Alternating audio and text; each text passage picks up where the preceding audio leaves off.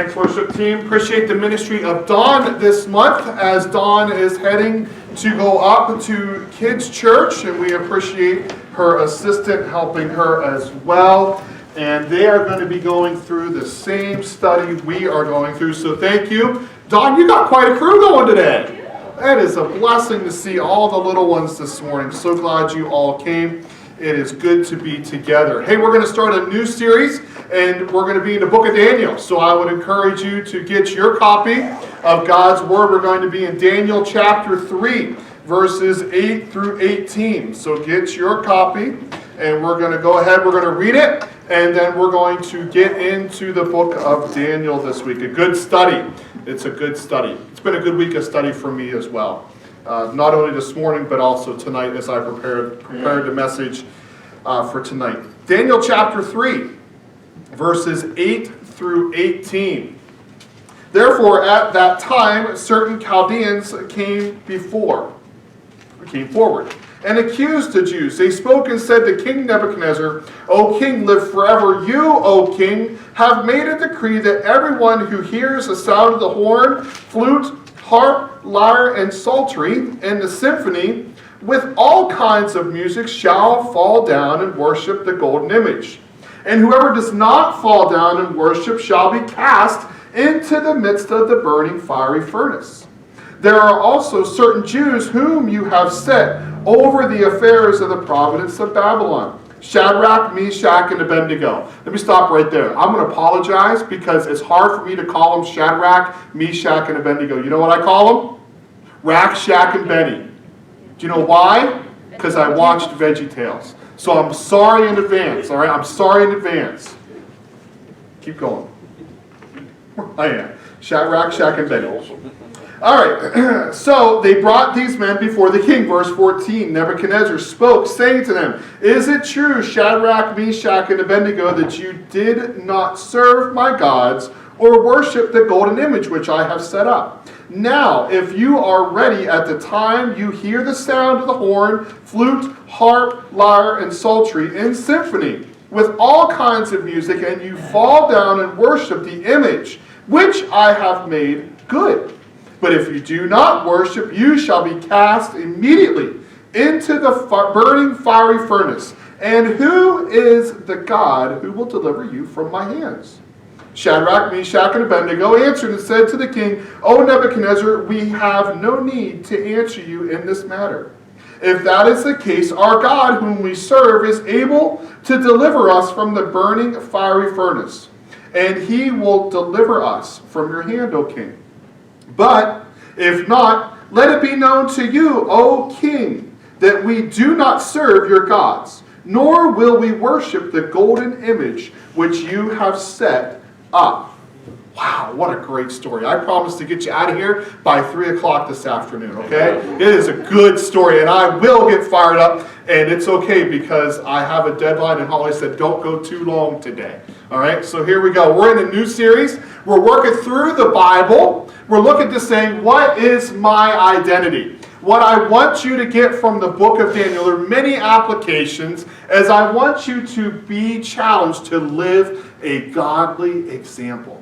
The book of Daniel is going to help us to walk into a culture that does not know God, that does not honor God, does not worship God, but we can still be examples by our faith and our trust in the living God. That's what I want you to leave this series when we're done with this challenge, all right? So we started this study. It's been the longest study I have ever done. We started it this time last year. I've been a year in the book of Daniel, but I've only been 3 weeks. So if you want to go back and get that study, I'm going to tell you Daniel chapter 1 and Daniel chapter 2, we have already studied before COVID. And so what happened is Daniel's a teenager, and he's taken from his home, he's taken to Babylon as a prisoner. Somewhere around 16 years old, he's very intelligent, and he's very good looking. We know that this was written between the years of 605 to 530 BC. Daniel's the one writing it. It's almost written as like a journal or as, if you will, a diary. Now, Daniel has been in crisis, and when he faces a crisis, he responds in prayer. And that would be the last message I preached before COVID. When and how to respond to a crisis, you respond by prayer. And then finally, Daniel has been elevated to a high position in Daniel chapter 2 because Nebuchadnezzar, he has this dream. So if you want to turn back one page in your Bible, it says in Daniel chapter 2, verse 6, However, if you tell the dream and its interpretation, you shall receive from me gifts, rewards, and great honor. Therefore, tell me the dream and its interpretation. Daniel steps up at the end of Daniel 2, tells him the dream. Daniel is elevated to a very high position. He receives all kinds of honor and all kinds of rewards. All right, so now you've gotten caught up in Daniel chapter 1 and Daniel chapter 2. Let's lean into Daniel chapter 3. As we look at Daniel 3, I need to take you on a field trip. I'd like to know where we're going. Name this place. Where is this place? We're going to Philadelphia, the city of brotherly love. This building is known as Independence Hall. Now, we went there as a family, and boy, are their cheesesteaks good. Can I get a witness? I mean, they have some good cheesesteaks. And the building is important too, by the way.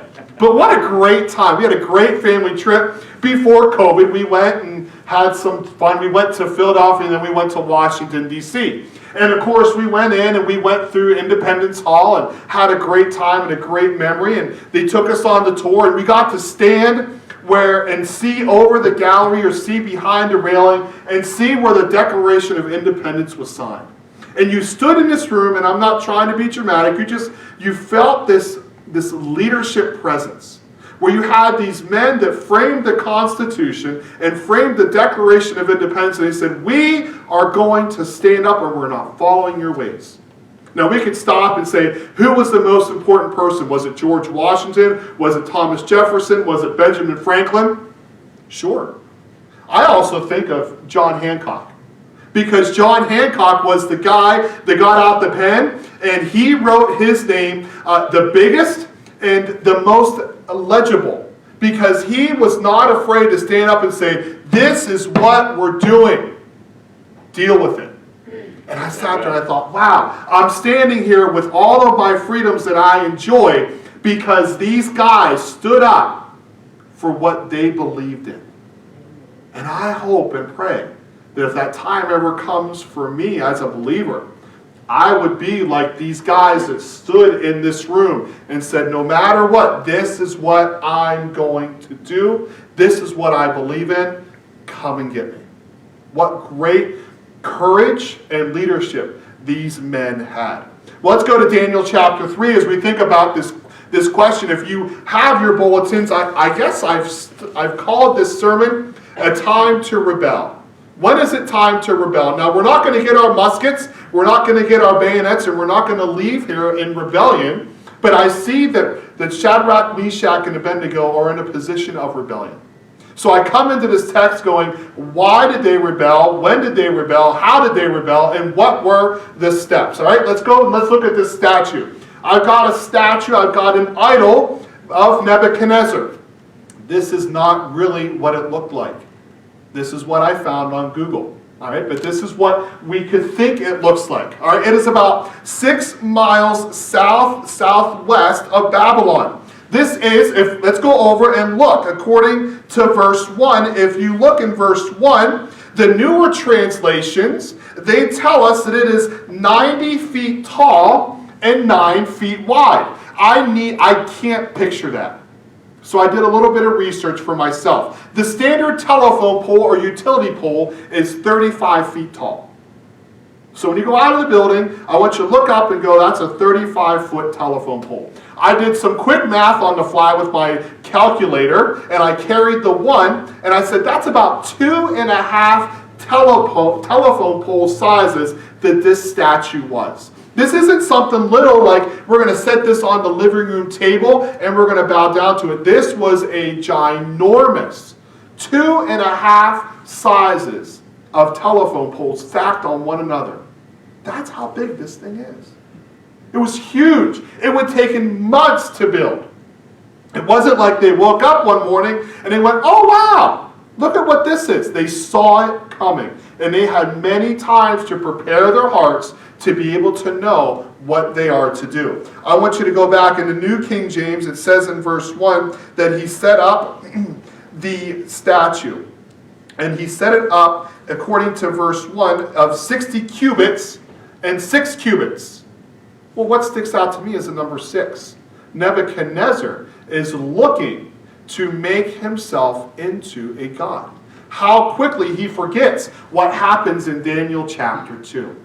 So there's this huge statue that they are going to have to bow down to. Let's get into the text and let's see what happens. If you have your bulletin, the first thing is that there is a command that is contrary to Scripture.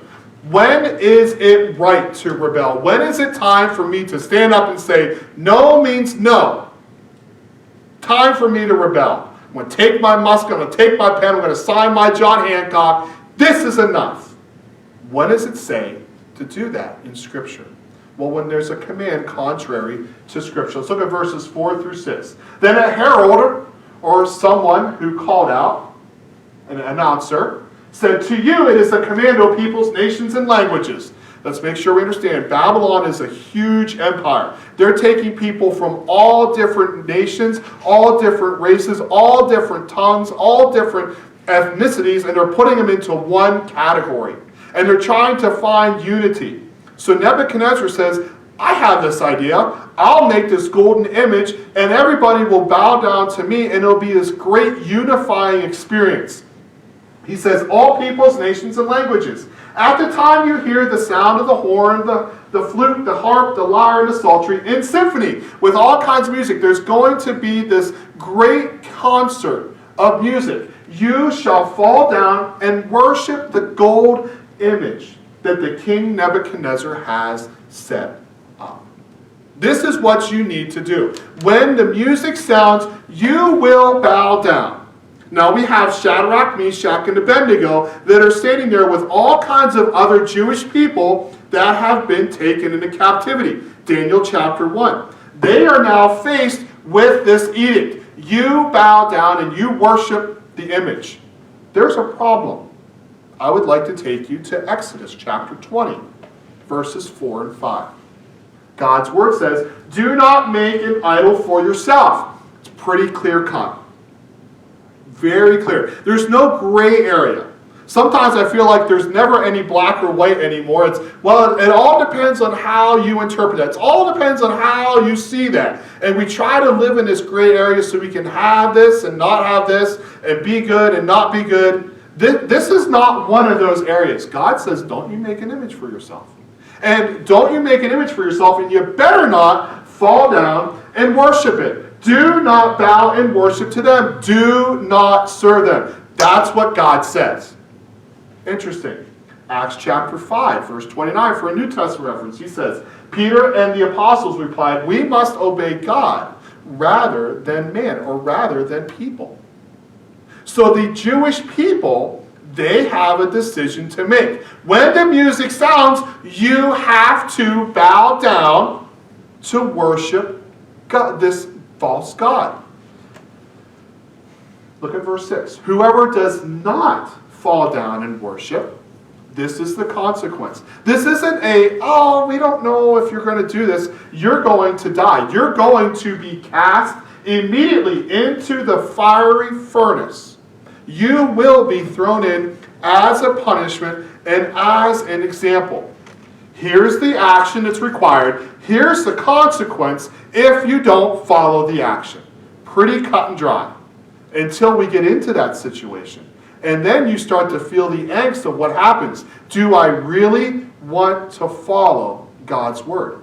The challenge for us this morning is, am I really going to follow God's word? Am I really going to live in obedience to what God says? Because it's really nice, it's really fun to talk about it in the safety of these four walls. It's fun to listen on the other side of the camera in the privacy of your home. But when push comes to shove, and God's word says you do not do this, the question is, are you not going to do it? Are you going to follow God's word? Is this going to be the book that guides your path? Or is this more a book that's going to be a suggestion? Only when it fits you. The question that these guys are wrestling with is, am I going to follow God's word? Let me go back and talk about these fiery furnaces. This statue is 90 feet tall, 9 feet wide. All right, 2.5 telephone poles high. Now, it would have taken a long time to build this. I don't know how long. Commentators didn't say. But what they did say is all these little black arrows, there would have been furnaces, little kilns. I'm not a pottery guy, but a kiln is like an opening and then you have a little chimney coming up. They would have had these huge kilns to be able to make all this gold and to make all this statue. And there would have been multiple kilns in there, and they would have said, hey, if you don't want to bow down, you're going in. And these guys and gals that would have been there, they would have been the ones to make this. And they would have seen this. And it would have been a very fearful sight for them to go, I'm going in there. And these aren't the little kilns that we use today when you go to little pottery shops. These are massive furnaces that they have used to build this false image. So here they are. I believe, I don't know where Nebuchadnezzar sat. This is my opinion. Take this for what it's worth. I think that Nebuchadnezzar sat on this little staircase right here, and when everybody would have bowed down, they would not have bowed down just to his statue, but they would have been bowing down to Nebuchadnezzar himself. He would have been full of pride. And then all these people are bowing down, except for 3 guys. They would have been sticking out like a sore thumb. Because they're in the valley, they would have seen this, except for 3 guys. Who are they? Shadrach, Meshach, and Abednego. All right, so let's keep going. Not everyone else is doing it. Oh, remember that time I had that sermon, I told you that my dad would come and he says, if everybody jumped off a bridge, would you do it? Well, it depends on how high the bridge is and who's there and how deep the water is. And am I the first one in? Am I the last one in? Wrong answer. Wrong answer. We don't want to be those people that says, well, everyone else is doing it. That doesn't make it right. Shadrach, Meshach, and Abednego, everyone's bowing down except for those 3. And they're sitting here saying, just because everyone else is doing it doesn't give me the right or the license to do it. Let's look at these verses. So at that time, when all the people heard the sound of the horn, the flute, the harp, and the lyre, the symphony with all kinds of music, all the people, every nation, every tongue, every language that was there, fell down and worshipped the golden image that Nebuchadnezzar had set up. All right. Therefore, at that time, certain Chaldeans came forward and accused the Jews. Because the Chaldeans, they don't care about Nebuchadnezzar. They're not loyal to Nebuchadnezzar. The Chaldeans are angry. Why are the Chaldeans angry? Because the Jewish people are the ones in charge under Nebuchadnezzar. They're in Nebuchadnezzar's cabinet. You know who's not in the cabinet? The Chaldeans. And they're angry and they're jealous and they are looking for a reason to speak against the Jews. So they see this as an opportunity to say, oh, everyone else is doing it except for these Jews. They came and they spoke to the king Nebuchadnezzar. They approached the king. Oh, king, live forever. They're buttering him up. They're saying all that they need to say because they do not like the Jews. Why are the Jews in power? If you will, why are they in the power? Why are they in the cabinet? Because of Daniel's blessings in Daniel chapter 2. Daniel comes up in power because he had that dream. He's given all the riches and honor of that cabinet. He's bringing with him Shadrach, Meshach, and Abednego. All right, so he says, "O king, live forever.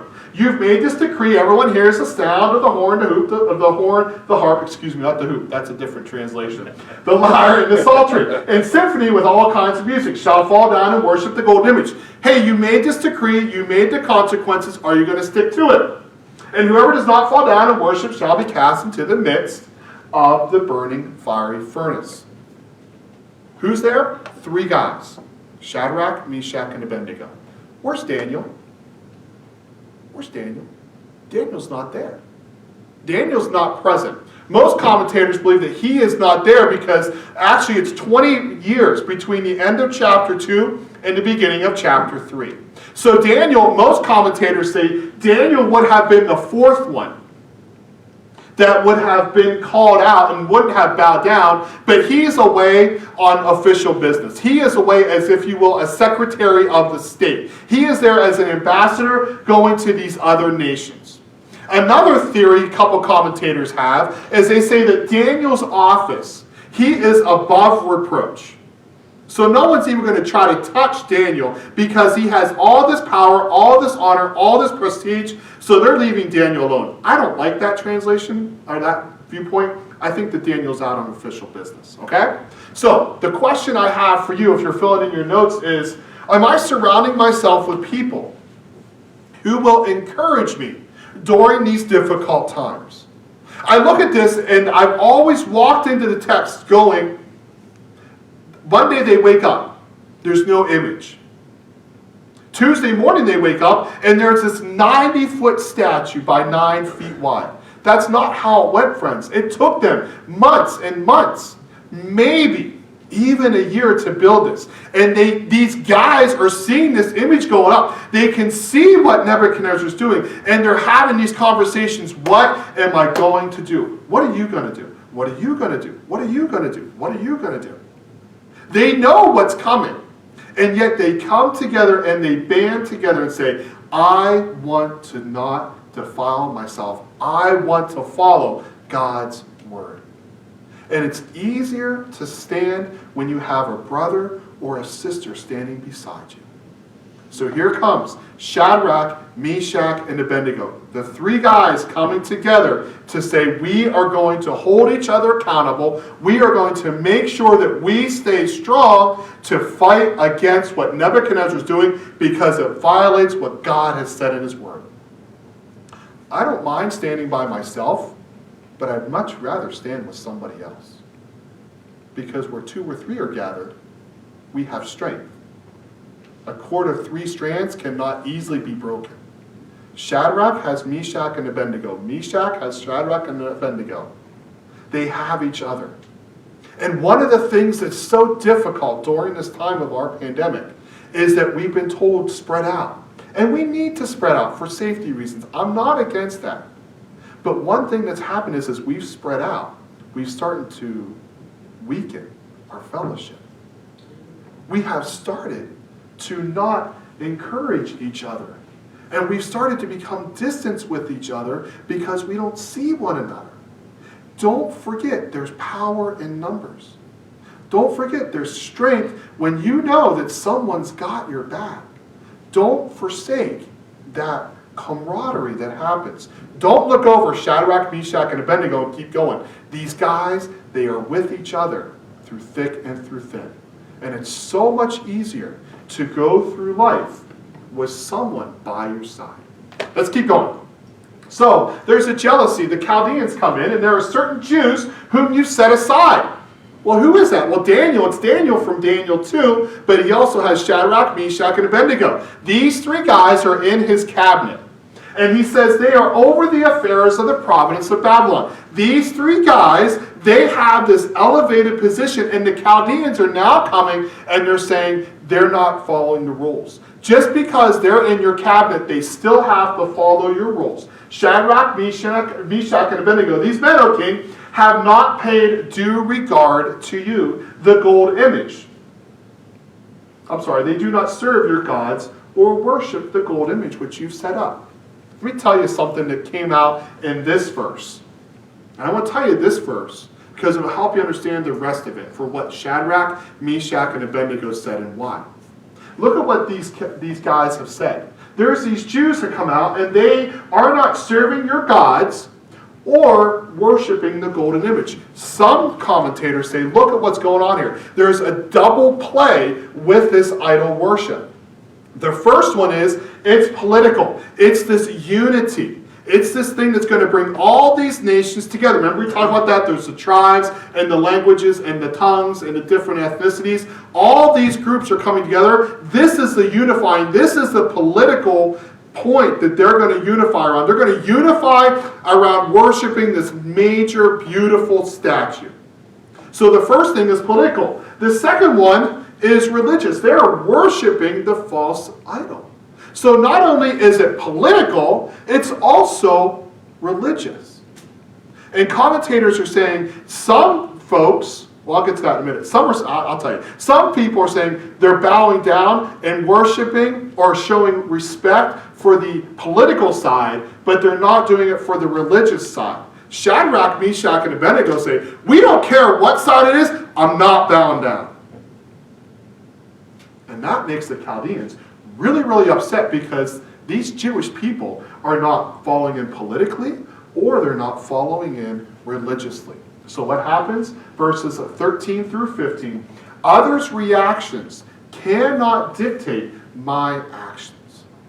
So how are you going to respond? That shouldn't change how I act. Now, I don't want to say that if you're going to get upset, I'm just going to tell you anyway. I think there can be a delicacy when we bring a message. But if you're going to get upset, I still have to tell you the truth.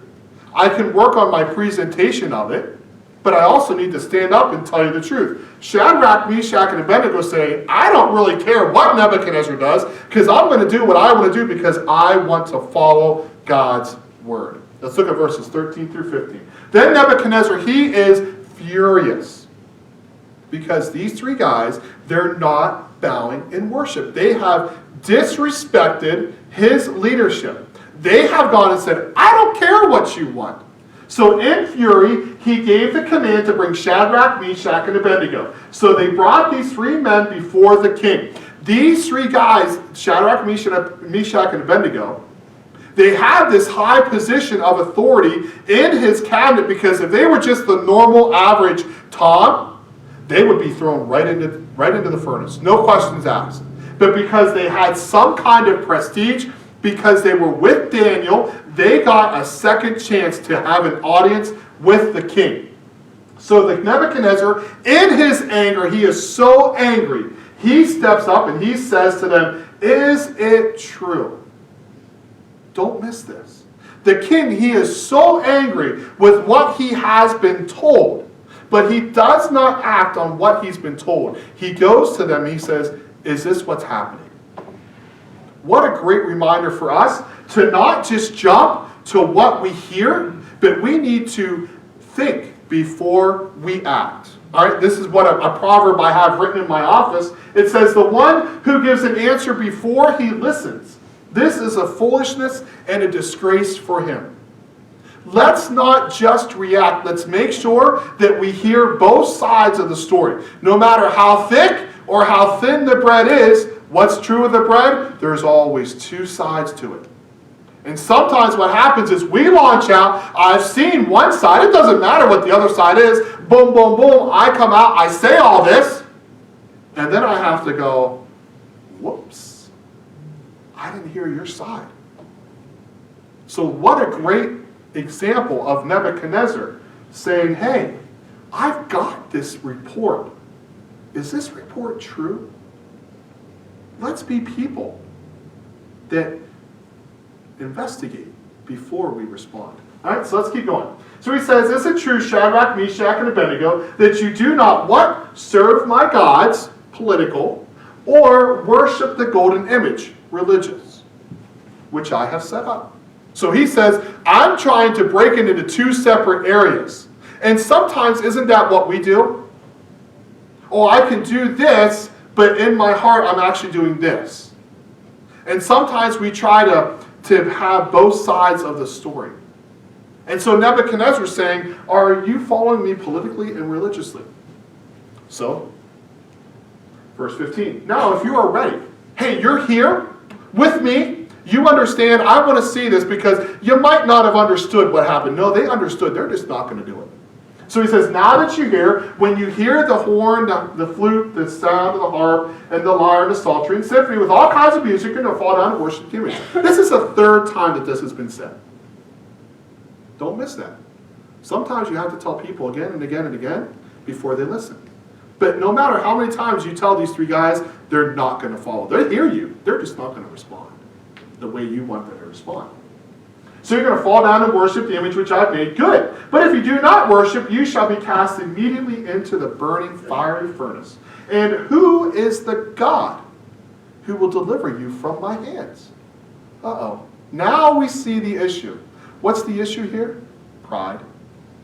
The pride of Nebuchadnezzar. This is not so much for political purposes. This is to fuel Nebuchadnezzar's pride. And people are not following him, so he says, I am not going to have this. You need to follow my lead. If you want to look at Daniel chapter 2, verse 47.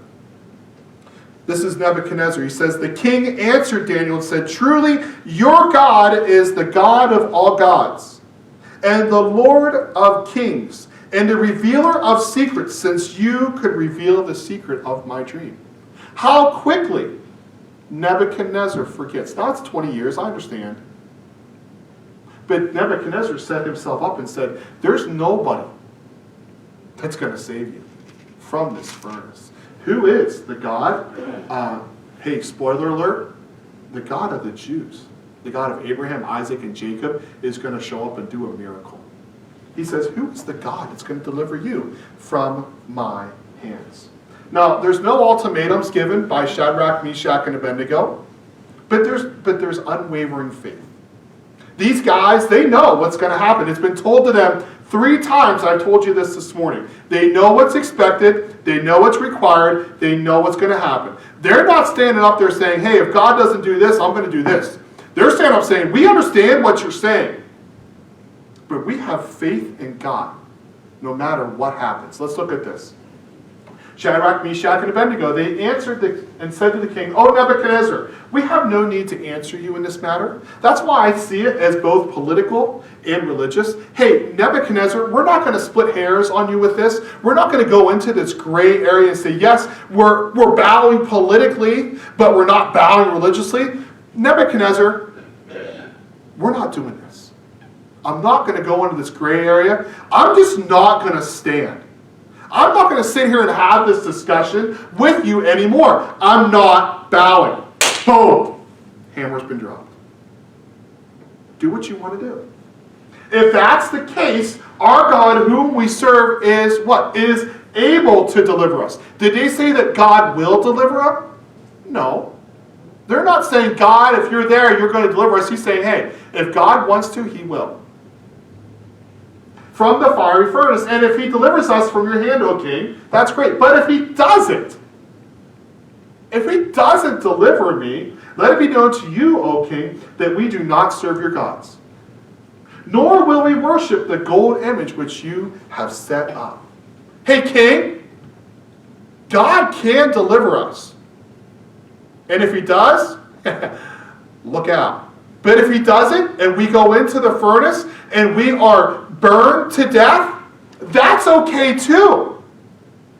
But you better know that as for me and my house, we will serve the Lord, regardless of what happens. Challenge dropped.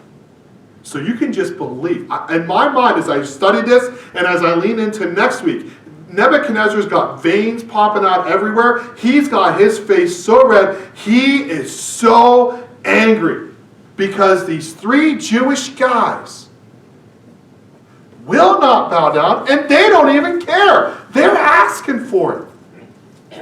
And they're saying, if God saves us, great. And if he doesn't, great. But I'll never bow down to you and to your false idols. Never! No matter what you do. And in my mind's eye, I can just see Nebuchadnezzar, his second in command, or third in command, saying, throw more logs in, they're going to burn, they're going to burn. Bring it. The challenge I see is that Shadrach, Meshach, and Abednego, they're looking at this saying, God, whatever you have planned, it's fine by me. I don't know how many furnaces there were. I know that they were pretty hot. I don't know how many millions of people, hundreds of thousands of people were there. But what I do know is that Shadrach, Meshach, and Abednego, they stood up and they said, God, if he delivers us, that's his plan, and it's good. If God does not deliver us, that's his plan, and God is still good. The question comes to you. The question comes to me. Do I trust God's plan for my life? It's really easy for me to trust God's plan sitting in this room in the safety and the security. It's really a challenge when I have to step up and say, God, this is going to happen. I need to decide what I want to do. The question comes down, do you trust God for his plan for your life? Let's close in a word of prayer. We've had 3 challenges from this passage. The first one is, am I willing to follow God's word? The second one is, am I surrounding myself with a band of brothers or sisters? And the third one is, am I trusting God's plan for my life? Is there anyone here this morning that says, Tom, would you pray for me? Because I'm having a hard time following God's word. Would you pray for me this morning? As I live in devotions, I see that one hand. Thank you. Thank you. One hand. Anybody else? Is there anybody here this morning that would say, would you pray for me because I have been lonely and I've missed that band of brothers or that band of sisters? Would you pray that I can get around a group of people that will encourage me and I can build one another up with someone else? Would you pray for me? 1, 2 hands. Yes. Anybody else? Is there anybody here this morning that says, Tom, would you pray for me? Because I want to trust God's plan for my life in the easy times and the difficult times. Is there anybody here? Thank you. 1 hand. Lord, I'm so thankful for your word. It's a story that we've heard of since we were in Sunday school. And yet, Lord, it comes back to answering the question, when do I need to rebel? Lord, help us to always, always, always be willing to follow your word. In the good times and in the easy times, and then in hard times, when everyone else is doing the exact opposite. May we be the ones to follow your word. Lord, we've been challenged this morning that we need to have a band of brothers and sisters around us to be able to encourage us, to hold us accountable, to help us in the good times and in the tough times. Lord, help those specifically that said, pray for me. Lord, I pray that we would be a group of people that would want to reach out, to encourage one another, to pray for one another, to bear with one another, to love on one another, and then to hold one another accountable. And Lord, it's easy to trust your plan for our life when it's going our way. But Lord, help us to trust in your plans, regardless of how it goes. Lord, thanks for the example of Shadrach, Meshach, and Abednego. And I pray that we would be able to be like them and to stand up in times of difficulty. Even when everyone else is doing something different, may we always stay true to your word. It's in Jesus' name that I pray. Amen. Well, it is communion morning, so what I'm going to do is I'm going to encourage you to find your cup, and we're going to transition to communion morning. So if you need a cup, Jilly's got that cup there. Jilly, would you help pass out? I'm going to put you on the spot. Mark's got some up here if you need one, and there's a cup back there if you want to go ahead and get some.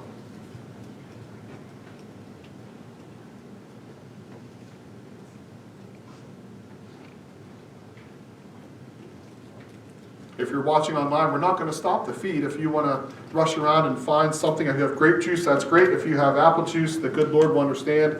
And if you have a cracker or a piece of bread, that will do as well. The point is, we're going to remind ourselves what Christ did. I'm going to be in 1 Corinthians chapter 11. Love this passage. Paul's writing to the church in Corinth. He says, therefore, whoever eats this bread or drinks this cup of the Lord in an unworthy manner will be guilty of the body and the blood of the Lord. But let a man examine himself, and so let him eat of the bread and drink of the cup. For he who eats and drinks in an unworthy manner eats and drinks judgment to himself, not discerning the Lord's body. I want to pause. just to make sure we're all on the same page with the Lord, to make sure your relationship is right with the Lord, to make sure you don't have any unconfessed sin in your heart before we partake and we remind ourselves what Christ did. So what I want to do is I just want to pause a few moments, give you in the quietness of this moment a chance to make sure that your heart is right with the Lord. And if it's not, then don't participate. I'm not asking to see you after church. I'm not taking attendance of who does and who doesn't. I just don't want you to take it in the wrong way. So let's take a few moments to make sure we can take this in the right way and remember the Lord.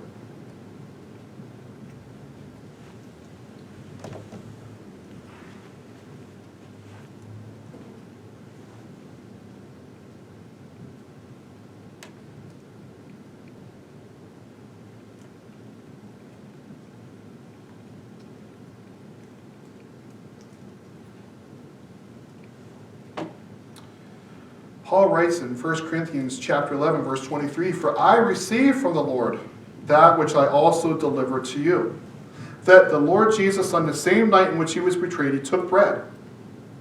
And when he had given thanks, he broke it and said, 'Take, eat, this is my body, which is broken for you. Do this in remembrance of me.'"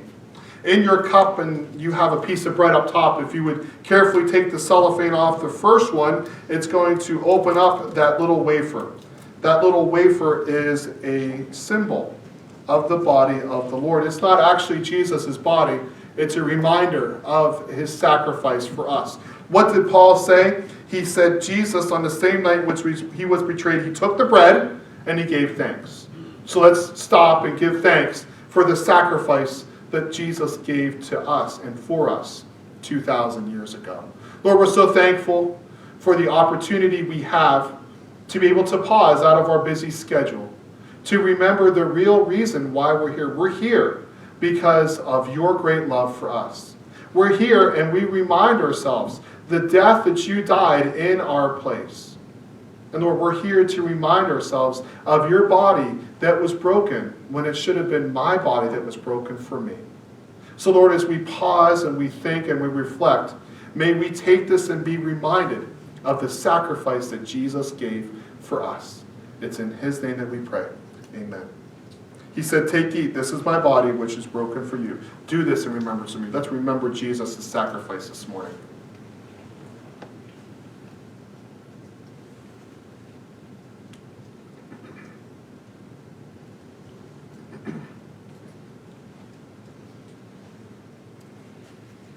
Verse 25, it says, "In the same manner, or in the same way, he took the cup after supper." So the cup is the second round of cellophane, and that's going to expose your grape juice.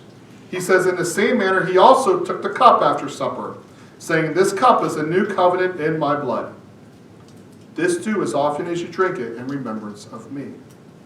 So this juice is a reminder of the blood that was shed for us, the blood that was supposed to be my blood, that Jesus came and he sacrificed so that I can have the opportunity for a right relationship with the Lord. Let's take and remind ourselves of Jesus' sacrifice for us.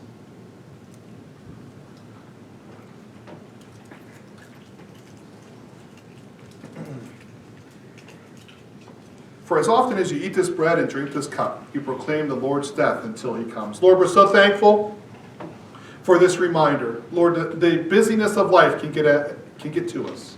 Help us to always remember why we're here. We're here to remind ourselves of the life, the death, and the resurrection of Christ. And we take this with excitement, knowing that you are coming again.